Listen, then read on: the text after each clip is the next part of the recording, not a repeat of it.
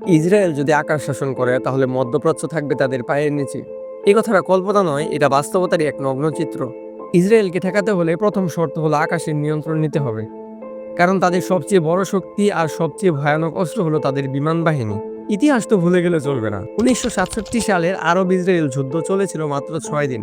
যুদ্ধের প্রথম দিনেই মিশর একটা গুলি ছোড়ার আগেই মিশরের 80% যুদ্ধ বিমান ধ্বংস হয়ে যায়। সৌদি আরব, সিরিয়া, জর্ডান তারা কেউ আকাশে উঠতেই পারেনি। মাত্র 3 ঘন্টায় ইসরায়েল ধ্বংস করে দেয় সব আরব দেশের বিমান ঘাঁটি। ফলাফল হিসেবে পুরো আকাশে চলে আসে ইসরায়েলের নিয়ন্ত্রণে। আর মাত্র 6 দিনে মধ্যপ্রাচ্য সামরিকভাবে আত্মসমর্পণ করে তাদের কাছে। তবে সবাই না, একটি দেশ শুধু ব্যতিক্রম, সেটা হলো ইরান।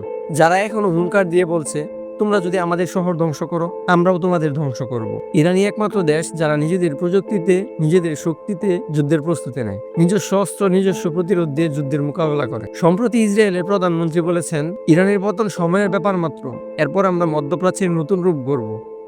মানে এটা বুঝতে পারছেন, খেলাটা শুধু ইরানকে নিয়ে নয়, ইসরায়েল চাই গোটা মধ্যপ্রাচ্যের কর্তৃত্ব। তারা যদি ইরানকে একবার হারাতে পারে তাহলে তাদের প্রতিরোধ করার মতো কেউই থাকবে না। সিরিয়া, লেবানন, জর্ডান একটার পর একটা গিলে ফেলবে তারা। এখন প্রশ্ন হচ্ছে, তাদের রুখে দেওয়ার মতো কি দ্বিতীয় কেউ নেই মধ্যপ্রাচ্যে? তথ্য বলছে পাকিস্তানই একমাত্র দেশ যার বিমান বাহিনী ইসরায়েলকে ডগ ফাইটে জবাব দিতে পারে। পাইলটরা টেকনিক্যালি দক্ষ, যুদ্ধ অভিজ্ঞতাও দুর্দান্ত। তবে তারা চাইলেই সেটা করতে পারছে না নিজস্ব কিছু সমস্যার কারণে। তাদের দুর্বল অর্থনীতি, বৈশ্বিক চাপ, রাজনৈতিক সংকট। এই অবস্থায় ইসরায়েলের বিরুদ্ধে সরাসরি যুদ্ধে নামা একরকম আত্মঘাতী ঝুঁকি। এখন প্রশ্ন আসতে পারে, তুরস্ক তুরস্ক একটা ইট ছুটতেও ভয় পায়। সামরিকভাবে মুখোমুখি হওয়ার সাহস তাদের নেই। মুদ্রা কথা হলো, ইরানের পতন মানেই পুরো মধ্যপ্রাচ্যের পতন নিশ্চিত, কারণ এরপর কেউ আর মুখ তুলবে না, কেউ আর সাহস দেখাবে না। যদি কেউ ইসরায়েলকে ঠেকাতে চায় তবে শুধু প্রতিরক্ষা দিয়ে হবে না, দরকার আক্রমণাত্মক কৌশল। একটা কথা মনে রাখবেন, এই লড়াই শুধু ইরান বনাম ইসরায়েল নয়, এই লড়াই মুসলিম উম্মার সাথে আধিপত্যবাদের।